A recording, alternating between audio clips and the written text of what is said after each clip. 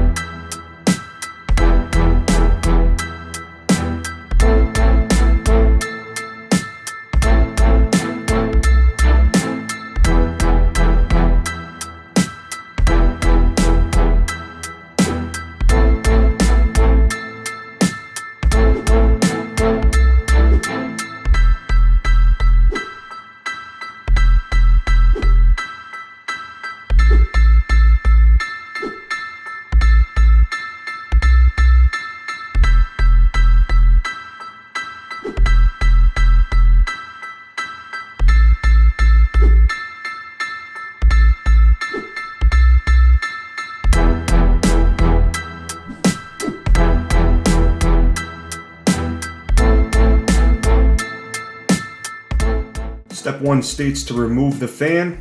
When I unboxed it, it was already removed, so we're going to move on to step 2. Step 2 is installing the Intel brackets right here. Taking the screws out.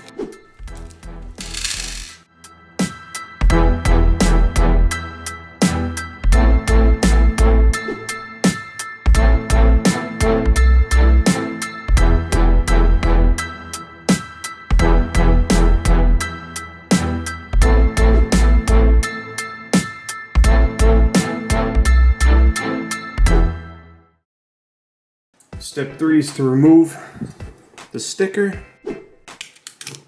And what I'm going to do, you don't have to do this, but it's my own pet peeve, is between this sticker there is glue. So what I'm going to do is I'm going to get some 91% isopropyl alcohol. You don't really want to go lower than 91% because this really does evaporate quickly, and that's what you want. And I'm going to be using some coffee filters because coffee filters are lint free. So I'm going to use this to wipe down the bottom of the heatsink.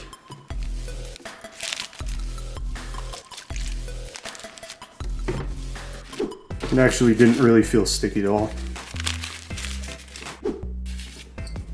Now in the next step it says to evenly spread thermal compound on the IHS. I normally don't do that for CPU coolers like Noctua, and that's because the base plate is flat. But with this, you're seeing heat pipes, and in between the heat pipes are theoretical grooves. So I want to make sure that there's an evenly spread thin layer of thermal compound that is in between each one of these pipes.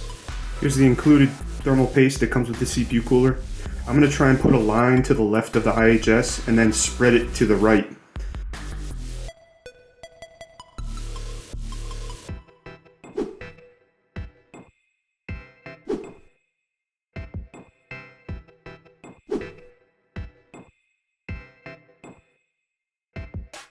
Alright, the thermal compound is thinly applied throughout the whole entire top of the IHS. We're moving on to the next step. So the socket type for Rocket Lake is LGA 1200. That's not in the manual, but I do remember that it's the same size as the LGA socket 1151.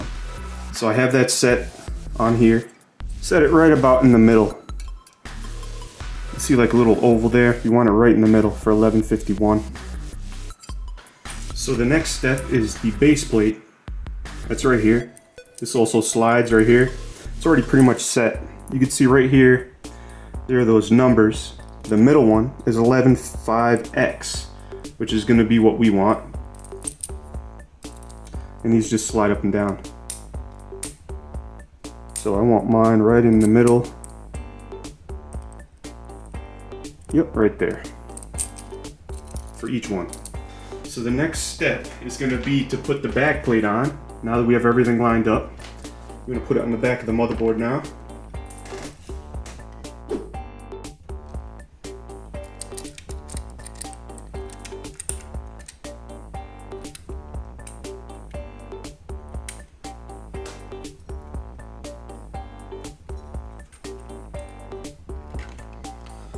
Just like that.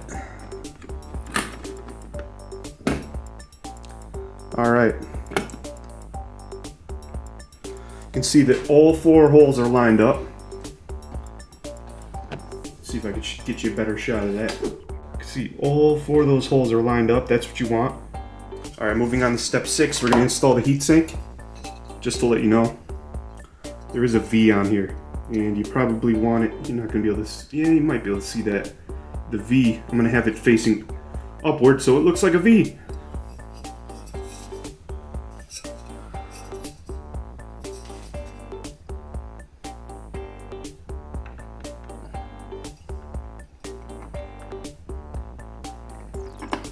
There we go, set it right down nice and easy.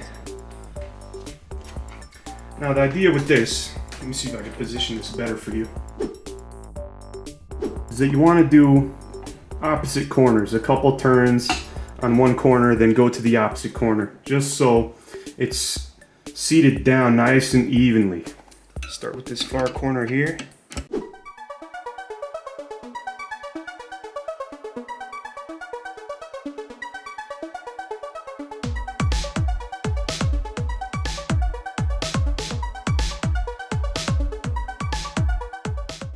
Alright, last step is to install the fan. See this X? That means the air is going to come towards you.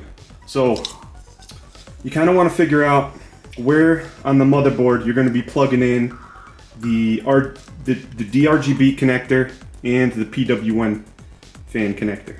So for me, I could clearly see the DRGB connector here. It's 3 pins sticking out. And I can see the CPU headers for the fan, the PWM fan, right behind the heatsink on this side.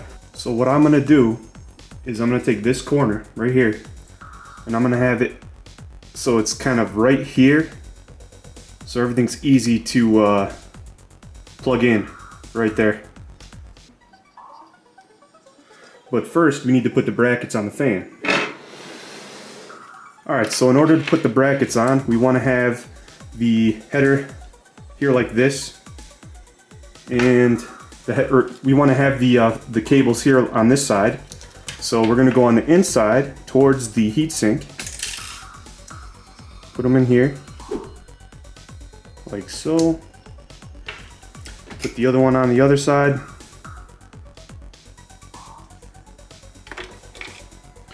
like that.